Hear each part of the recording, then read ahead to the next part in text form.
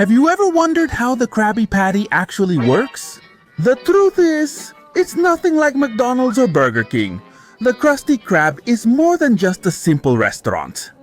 It hides many secrets, which I'm going to reveal to you today. Get ready to discover how the Krusty Krab really works, and let's start with the most important thing of all, the structure or the map of the Krusty Krab. This is the fundamental basis for us to understand how this magical Krabby Patty factory works. There's just one big problem. The real fans will notice that the Krabby Patty vault isn't on this map. The Lost and Found office, among other places we've seen throughout the series. But don't worry, there's an explanation that only a few people noticed. But to get to that, first we have to look at the common areas, the ones that are always there and don't suddenly disappear. It all starts in SpongeBob's kitchen, where he prepares and cooks the Krabby Patties, which are handed through the window to Squidward's station. This is where Squidward takes the orders and passes them directly to SpongeBob. Sometimes Squidward serves the Krabby Patties, and other times SpongeBob does it himself. The customers eat in the dining area, which is the largest area in the entire Krusty Krab. While all this is happening, Mr. Krabs is in his office counting his money and coming up with the craziest ideas to get more money. Opposite is the bathroom, which has featured in many iconic moments throughout the series. And finally, we have the back door where the suppliers arrive and drop off the necessary goods for the Krusty Krab to operate. Simple, right? Well, not so fast. Kid, what we're seeing here is just the tip of a huge iceberg. What we're about to see is going to completely shatter your childhood. The other areas of the Krusty Krab that don't appear on the map are a bit more complicated to explain. And in fact, there are hidden places that Mr. Krabs doesn't want anyone to see at first glance, like his secret garage or the production laboratory.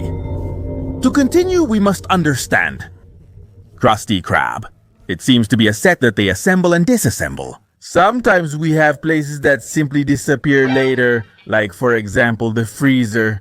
The same one where Squidward turned into a sea popsicle and traveled to the future in episode SpongeBob 129. At first, it seemed like everything was fine with this refrigerator, and many people wonder about its location.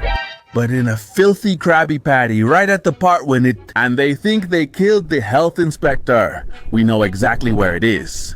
At the back of the kitchen, and up to that point, everything's fine. But in the episode Nature's Call, when SpongeBob decides to live with the jellyfish, just look at this. SpongeBob is looking out a window that leads directly outside. Right where the freezer should be. So where's the freezer really? It would be very easy to find, considering that it's huge on the inside, but then it just disappears. Well, from what we saw in the episodes, the freezer was used to store the food that would be used for other days.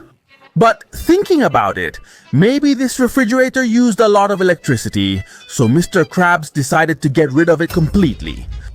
Possibly Mr. Krabs preferred to always use fresh products, have the exact inventory, and not lose a single cent. With stored food and a refrigerator that uses more electricity than Christmas light displays? And if you think this was insane, let's talk about the Krabby Patty vault. This vault really defies the laws of physics. Just look at the height of this thing. It's so huge that it becomes such a big problem that it even destroys the SpongeBob canon. But don't worry, this vault has an explanation. To begin with, its function doesn't make sense. It's shown as a massive storage place for Krabby Patties, but why store so many Krabby Patties? Literally, there are so many Krabby Patties that Mr. Krabs could just fire SpongeBob or not pay him for several months. Besides, I don't think these Krabby Patties will last for very long. As we saw in the episode Mr. Krabs is Reborn, we saw that these can go bad, and in a really bad way, which would mean a loss of millions of dollars for Mr. Krabs. Actually, this episode sounds more like a dream of SpongeBob or even a nightmare of Squidward himself. So if you ask me, the Krabby Patty Vault never really existed. Now let's move on to the storerooms. In Imitation Krabs, there's a pickle storeroom that connects to the dining area. And accidents will happen. There's another storeroom at the back of the kitchen, and in A New Life, there's a third storeroom where the bathroom should be. Wow, friends, how would you explain these storerooms? While you're coming up with a theory, we need to move on to the forbidden sections of the Krusty Krab. Have you ever thought about the Krabby Mobile? Where does Mr. Krabs keep it? The answer is simple but dark. In the basement. You have to go down 2 floors using some secret stairs. And to get it out, you use an elevator and some tubes that go out the dining room window. Wow, this crab really knows how to evade taxes. If he had built a garage, it would have been super expensive. Buying the land, paving it, and the construction. Naturally, it would be easier to dig up sand and build a place the government would never know existed. But if we're talking about shady places, obviously we have to talk about the lab. Its location is right to the right of SpongeBob's grill, where Mr. Krabs' office is supposed to be. Maybe it's behind his office? Well, don't worry, friends. This lab also provides an explanation. Originally, Arnita built it to help them develop a new type of Krabby Patties, which ended up being a complete disaster. Possibly, this laboratory only lasted that day and was then discarded, so the area behind Mr. Krabs' office was left empty. Once again. And what about the incineration room? In Krusty Sponge, SpongeBob jumps to the side and suddenly, is he in a room to burn burgers? Which doesn't sound logical at all. I mean, why would Mr. Krabs want to burn burgers when he even ate a rotten one himself just to avoid wasting it? Personally, I think this incinerator isn't canon either. And what about the surveillance room? It's supposed to be hidden in the refrigerator. It was probably thrown out along with the fridge when Mr. Krabs made those super savings. To avoid overspending, just think about it. It's not like criminals often come to rob the Krusty Krab. The only one who wants to break in and steal is Plankton. So, what would be the point of this surveillance room? It was just an unnecessary expense on Mr. Krabs' part. And we saved the best for last. The biggest mistake the animators could have made in the Krusty Krab. The back door, literally, is a door they had to keep in the same place throughout all the episodes.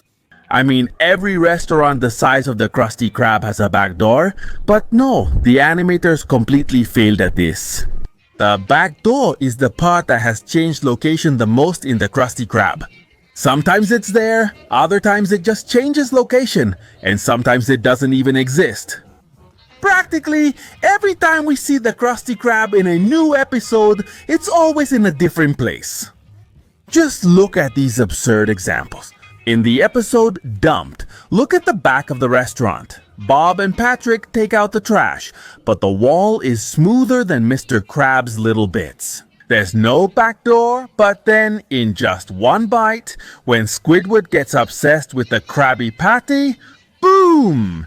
Not only is there a dumpster that appears and disappears whenever it wants, but now there's a back door. And now it's made of wood. But in Krusty Land, the door is now metal and the windows are on the other side.